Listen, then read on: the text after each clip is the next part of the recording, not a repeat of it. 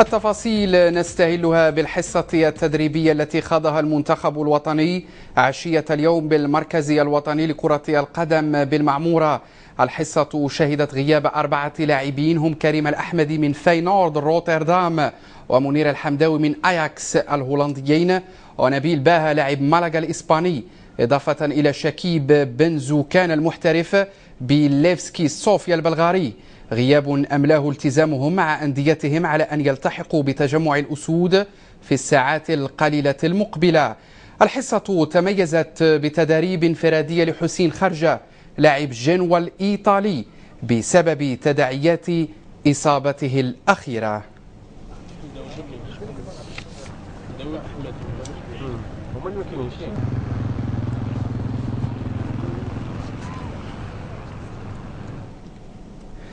وكان دومينيك كوبرلي المدرب المساعد للناخب الوطني البلجيكي إريك جيريتس تراجع عن عقد ندوة صحفية كان مقررا عقدها مساء اليوم لترجأ إلى ما بعد مباراة الأربعاء الودية أمام غينيا الاستوائية.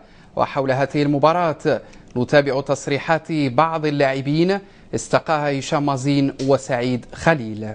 C'est clair que ne pas se qualifier à la dernière Coupe d'Afrique, à la dernière Coupe du Monde, c'était frustrant pour nous les joueurs. Et là, avec une nouvelle échéance, la prochaine Coupe d'Afrique, Inch'Allah, on espère se qualifier et offrir de bons moments au public et surtout de tout donner pour l'équipe nationale et pour le maillot. Je pense que c'est la chose primordiale. Il faut reprendre confiance en nous et c'est qu'avec les victoires qu'on arrivera à s'améliorer et à aller vers le haut. Un peu difficile au début, mais là ça commence à aller. On a fait une grosse préparation physique, c'était vraiment très dur. Mais je commence à m'adapter, à m'y faire. Donc, Inch'Allah, d'ici quelques semaines, je serai prêt pour le championnat.